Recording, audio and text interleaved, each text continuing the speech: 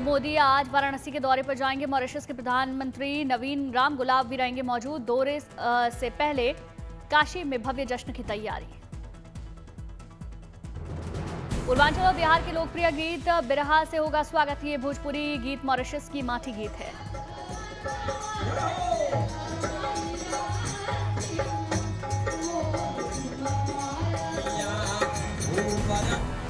लोक कलाकार भोजपुरी गीत संगीत से समा बांध रहे। हारमोनियम और ढोल मंजीरों पर गीतों की शानदार प्रस्तुति।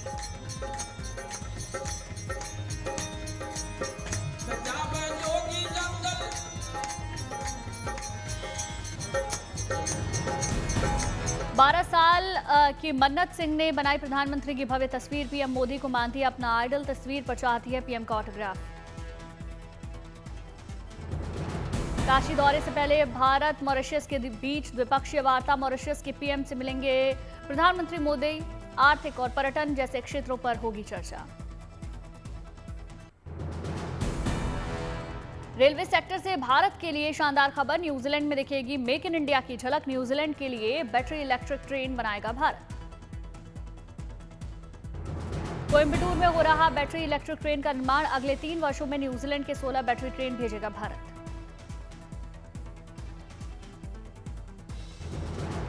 रेल कंपनी अल्स्टॉम बना रही बैटरी इलेक्ट्रिक ट्रेन। फैक्ट्री में तेजी से चल रहा निर्माण कार्य। बैटरी इलेक्ट्रिक ट्रेनों के निर्माण से भारतीय रेलवे सेक्टर को मिलेगी मजबूती। अत्याधुनिक तकनीकों से लैस होगी ट्रेनें।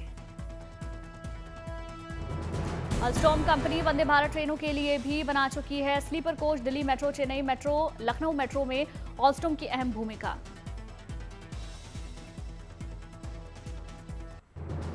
दिल्ली एनसीआर को जल्द मिलेगी कनेक्टिविटी की सौगात। दिल्ली के सराय काले खां से मेरठ के मोदीपुर तक चलेगी नमो भारत रेल। सिर्फ 58 मिनट में तय होगी 82 किलोमीटर की दूरी।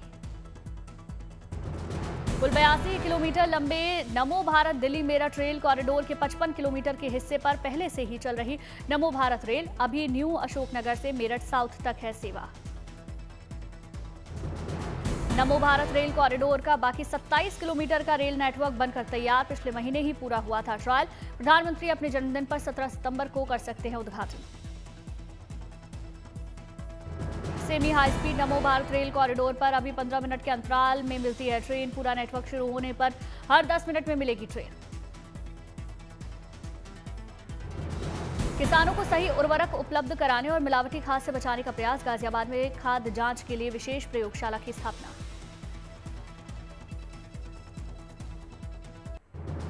मानसिक स्वास्थ्य में सुधार और छात्रों को आत्महत्या से रोकने के लिए दिल्ली एम्स की पहल। एआई आधारित mobile application never alone launch किया। विश्वविद्यालयों और उच्च शिक्षण संस्थानों में तत्काल और किफायती मानसिक स्वास्थ्य सहायता प्रदान करना नेवर अलोन एप्लीकेशन का मकसद।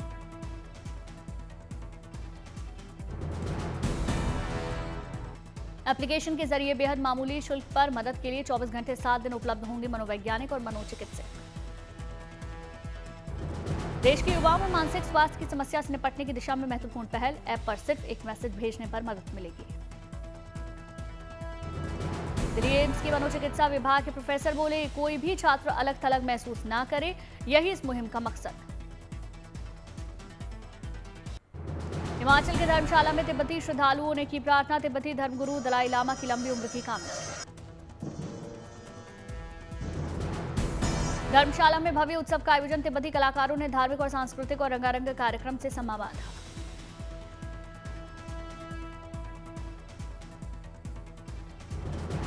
तिब्बती बौद्ध कलाकारों ने नृत्यों की शानदार प्रस्तुति दी। भारी संख्या में बौद्ध अनुयायी और भक्त शामिल।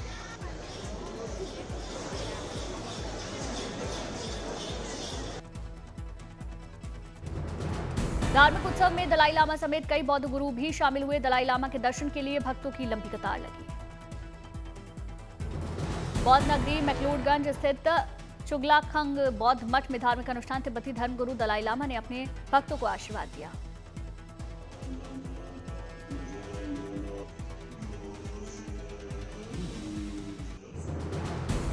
भगवान श्री राम के भक्तों के लिए अच्छी खबर। अप्रैल से श्रद्धालुओं के लिए खुलेगा रामकथा संग्रहालय। संग्रहालय में भगवान श्री राम से जुड़े प्रसंग और अयोध्या के महत्व की झलक मिलेगी। ओडिशा से बुजुर्ग तीर्थयात्रियों को लेकर अयोध्या और वाराणसी के लिए रवाना हुई विशेष पर्यटक ट्रेन। उप मुख्यमंत्री केवी सिंह देव हरी झंडी दिखाकर ट्रेन को रवाना किया। पितरों की मुक्ति के लिए प्रयागराज में संगम तट पर शुरू हुए पिंडदान के अनुष्ठान। प्रयागराज न पहुंच पाने वालों के लिए ऑनलाइन पिंडदान के इंतजाम किए। भुवनेश्वर में एनीमिया उन्मूलन और अंधापन नियंत्रण के लिए जागरूकता अभियान का आयोजन। राज्यपाल हरिबाबू ने शुरू किया विशेष अभियान। प्राकृतिक आपदाओं से पहले सचेत करने वाला सिस्टम विकसित करने की कोशिश। हिमालय यूनिवर्सिटी ने यूरोपीय देशों से की साझेदारी।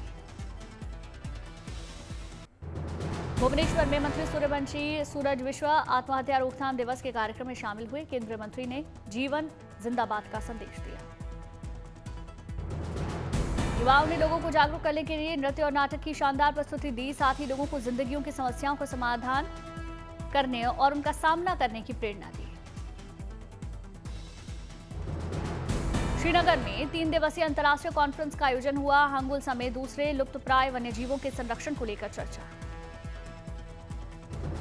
हंगुल समेत दूसरे वन्यजीवों के बारे में लोगों को प्रेजेंटेशन के जरिए जानकारी दी गई। लोगों ने समझा इन जानवरों का महत्व। कई देशों से कॉन्फ्रेंस में आए लोगों को सम्मानित किया गया। सभी ने वन्यजीव संरक्षण पर रखे अपने विचार। भुवनेश्वर में सीएम मोहन चरण मांझी ने कैबिनेट बैठक में 5 प्रस्तावों को मंजूरी दी। ओडिशा भर्ती परीक्षा शुल्क भुगतान और वापसी नियम 2025 का निर्माण होगा। 428 एम्बुलेंसों को होगी खरीद। अस्पतालों, हवाई पट्टियों जैसे स्थानों पर होगी तैनात। भुवनेश्वर के लिए नए शहर विकास योजना को मंजूरी दी गई। ई चालान के लिए एक मुश्त निपटान योजना को मिली स्वीकृति। ओडिशा पंचायत समिति लेखा प्रक्रिया नियम 2002 में संशोधन होगा। भोपाल में लोगों ने सड़कों के गड्ढों को 10वां जन्मदिन मनाकर अनोखा विरोध प्रदर्शन किया। सड़क पर गुब्बारे लगाकर केक काटा, बजवाया ढोल।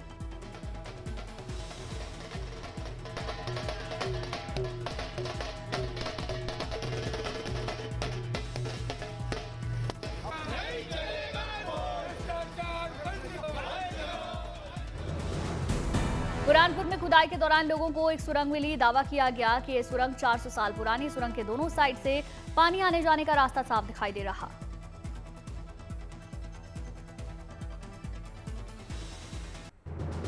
मुरादाबाद के जिला अस्पताल में मदर मिल्क बैंक की हुई शुरुआत। कई बच्चों के लिए बैंक बन रहा वरदान। यहां डॉक्टर्स की निगरानी में स्टोर किया जा रहा मदर मिल्क बच्चों को जरूरत पड़ने पर डॉक्टर मुहैया करवाते हैं दूध। मिल्क कलेक्शन के लिए मशीनों का होता है इस्तेमाल। मदर्स से इजाजत लेकर दूसरे बच्चों को डोनेट किया जाता है दूध। गुरुग्राम में सफाई अभियान कार्यक्रम में सीएम नायब सिंह सैनी हुए शामिल। सीएम का भव्य स्वागत किया। सीएम ने सड़कों पर लगाई झाड़ू, साथ ही इकट्ठा किया कचरा।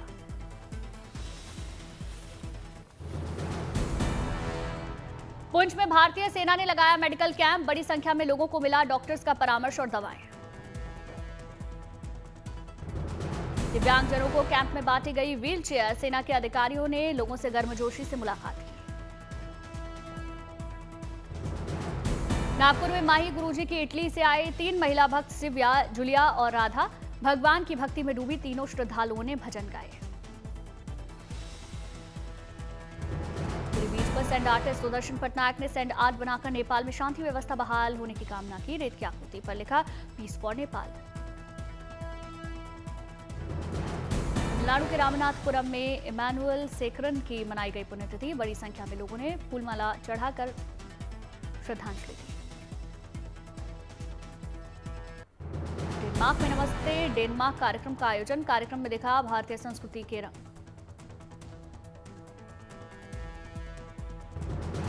डेनमार्क के विदेश मंत्रालय के साथ भारतीय दूतावास ने मिलकर पहल की। भारत के विभिन्न हिस्सों की संस्कृति, नृत्य, संगीत और फैशन देखने को मिला। कार्यक्रम के समापन समारोह पर लोगों ने जमकर भारत माता के जयकारे लगाए। 10,000 लोग शामिल